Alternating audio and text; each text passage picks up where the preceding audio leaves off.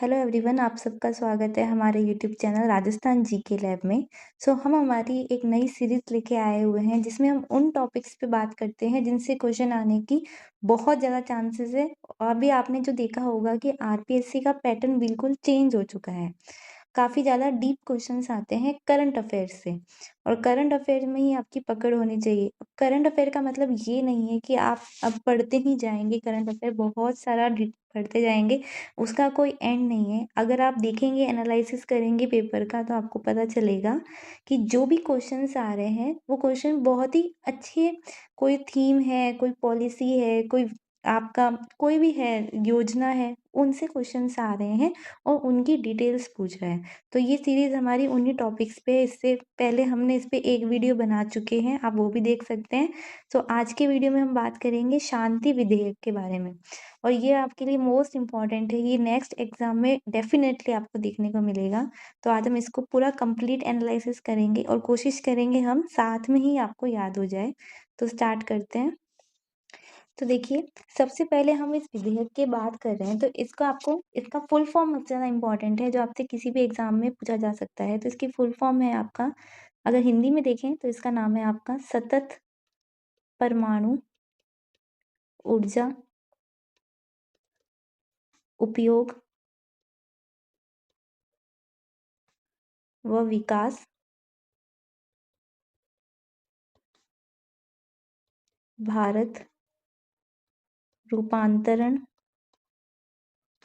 विधेयक, ये इसका। अब देखिए, इसका जो इंग्लिश फुल फॉर्म है ये सबसे ज़्यादा इंपॉर्टेंट है। आप एक एक वर्ड को याद रखिएगा, इससे फुल फॉर्म से क्वेश्चन आने का मुझे सबसे ज़्यादा चांस लग रहा है। तो आप देखिएगा, एक एक वर्ड को याद रखिए तो याद रहेगा। एस से है आपका सस्टेनेबल। सस्टेनेबल यानी कि आपका क्या हो गया, सतत। एच से है आपका हार्नेसिंग। हार्नेसिंग यानी कि आपका उपयोग। ए से है आपका एडवांसमेंट। एडवांसमेंट यानी कि आपका विकास या डेवलपमेंट हो गया। ऑफ। एन से आपका क्या होगा, nuclear. Nuclear energy. For. T से आपका हो जाएगा ट्रांसफॉर्मिंग।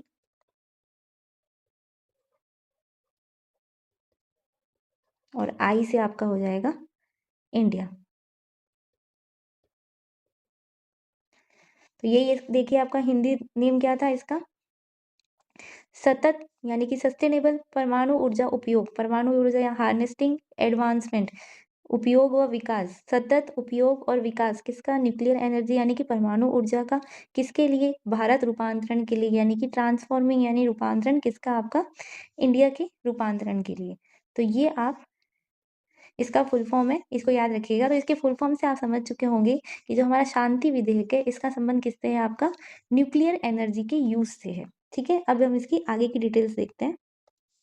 अब देखिए, कोई भी विधेयक आता है तो उसमें डेट्स इंपॉर्टेंट होती है। तो एक तो ये कब आपका पारित हुआ, तो ये पहले किस में रखा गया, आपका लोकसभा में रखा गया, फिर आपका राज्यसभा में रखा गया उसके बाद में, और उसके बाद में ये किससे पारित हुआ, आपके राष्ट्रपति से पारित हुआ। यानी कि मेन इसकी पारित की डेट कब से है आपकी, जब राष्ट्रपति ने इसे पारित किया। तो लास्ट डेट ही सबसे ज्यादा इंपॉर्टेंट है। पहली बात तो अगर आपको सीधी डेट पूछी जाए कि ये कब से आया, तो आपका 21 दिसंबर को आया। 21 दिसंबर 2025 को आया। लोकसभा में इन्होंने रखा था 17 दिसंबर को। देखिए, शांति पे क्या आ गया, खतरा, यानी कि 17 दिसंबर में इन्होंने रखा था। अगले दिन राज्यसभा में चला गया ये 18 दिसंबर को, और राष्ट्रपति से कब अनुमोदन हुआ इसका, 21 दिसंबर को। अब डेट के बाद में इंपॉर्टेंट फैक्ट आता है आपका लक्ष्य। कोई भी विधेयक है वो क्यों लाया गया, उसका मोटिव क्या था। तो इनका मोटिव था कि 2047 तक हमारे विकसित इंडिया की थीम भी यही है, 2047 तक। तो इसका लक्ष्य यही है कि 2047 तक हमें क्या करना है, परमाणु ऊर्जा का उत्पादन करना है। परमाणु ऊर्जा उत्पादन कितना करना है, ये सीधा आपका स्टेटमेंट में क्वेश्चन आ सकता है सीधा। कितना उत्पादन का टारगेट है, 100 गीगावाट। अब देखिए, इसको आपको सबसे ज्यादा याद रखना है कि 100 गीगावाट का उत्पादन करना है 2047 तक। अब लक्ष्य तो आपको याद रहेगा कि देखिए न्यूक्लियर एनर्जी है, तो इसको अचीव करने में आपको टाइम लगेगा। आप यूँ नहीं कि 2030 तक ही अचीव कर लेंगे, थोड़ा लॉजिक से याद रखिए। तो कब तक करेंगे हम? विकसित राजस्थान या विकसित इंडिया की थीम तक करेंगे 2047 तक।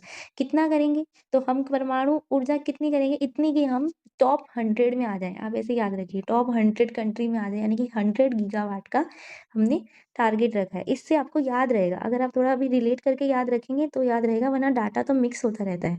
तो 100 गीगावाट इसमें आपको इम्पोर्टेंट याद रखना है, ठीक है? अब देखिए इसमें जो मेन प्रावधान है, वो क्या-क्या चेंज किए गए इन्होंने। अब मेरे को एक बात बताइए, आप इसमें खुद लॉजिक लगाइएगा कि कोई भी चीज़ का प्रोडक्शन कब बढ़ेगा? जब उसमें काफ़ी सारी कंपनीज़ क्या करेगी? इन्वेस्ट करेगी और प्रोडक्शन स्टार्ट करेगी। तो पहले आपको पता होगा कि जो न्यूक्लियर सेक्टर्स होते हैं, इनमें गवर्नमेंट का ही एकाधिकार था, मतलब इनमें सिर्फ गवर्नमेंट ही काम करती थी। अब इन्होंने क्या किया, न्यूक्लियर एनर्जी के उत्पादन में इस विधेयक को इसीलिए लाया है कि जो भी परमाणु संयंत्र हम संचालन करेंगे, उसमें गवर्नमेंट का एकाधिकार हटा के अब प्राइवेट कंपनीज को भी उसमें अलाउ किया गया है। मेन इसका यही प्रावधान, क्या इसका मेन मोटिव ही ये था। तो इन्होंने क्या प्रावधान किया कि जो आपके परमाणु संयंत्र संचालन में जो मेन हमारी अथॉरिटी है, NPCIL, nuclear power corporation of India limited का एकाधिकार क्या किया इन्होंने? समाप्त कर दिया। एकाधिकार को समाप्त कर दिया, और साथ में इसमें किस किस कंपनियों को अलाउ कर दिया है? आपका निजी कंपनी प्लस में आपके विदेशी संस्थानों को भी अनुमति दी गई है।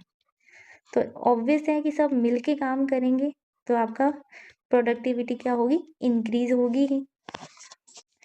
अब नेक्स्ट पॉइंट देखिए, नेक्स्ट आप एक दिमाग लगाइए कि हमने निजी कंपनीज को अलाउ तो कर दिया, पर इसका मतलब ये नहीं है कि वो अपनी मनमानी करेंगी। उनके ऊपर एक कंट्रोलिंग बोर्ड तो होना चाहिए। तो इन्होंने आपका वैधानिक जो मान्यता दी है, किस नियामक बोर्ड को दी है? इसमें एक इन्होंने नियामक बोर्ड बनाया है जो सब कंट्रोल करेगा। तो वो आपका परमाणु ऊर्जा नियामक बोर्ड,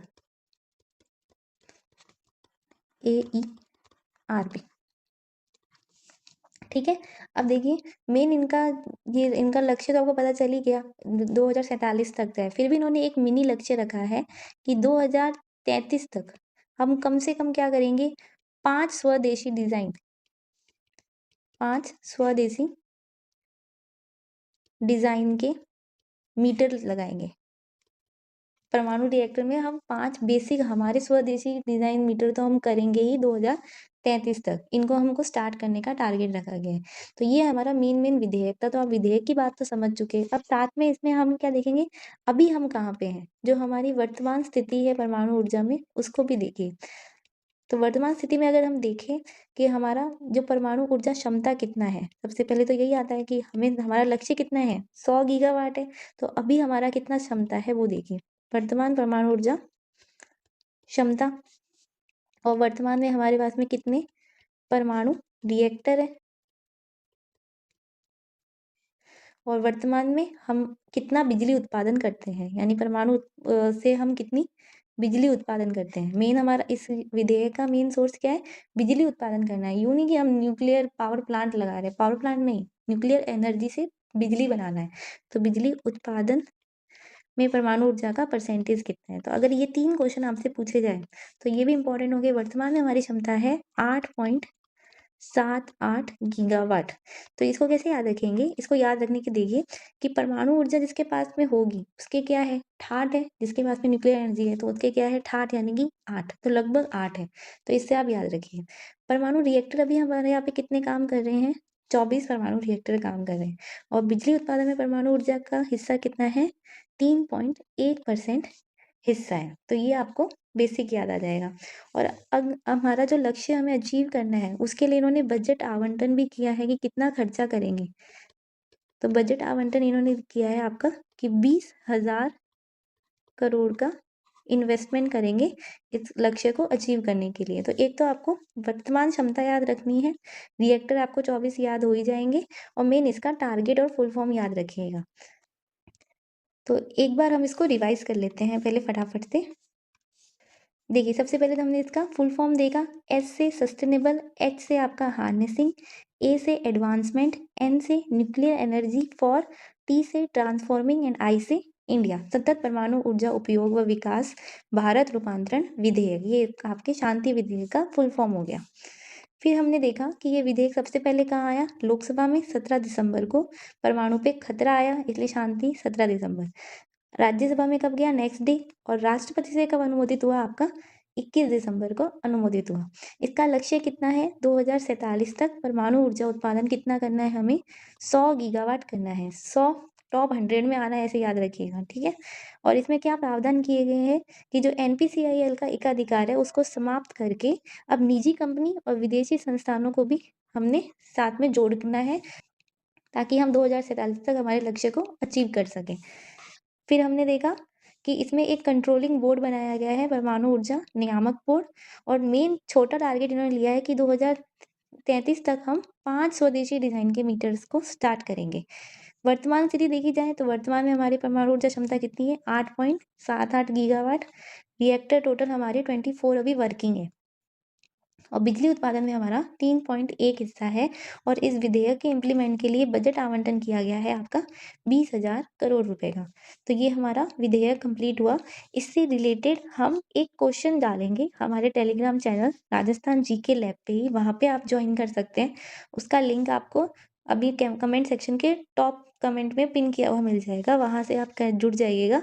हम इसकी पीडीएफ तो नहीं देंगे, छोटा सा टॉपिक है, इसको याद करने के लिए हम एक क्वेश्चन बना के देंगे, तो आप वहाँ पे प्रैक्टिस कर सकते हैं। तो अगर होपफुली आपके लिए काफ़ी यूज़फुल रहा होगा। If you like the video then please like share and comment and subscribe to my channel. Thank you for watching.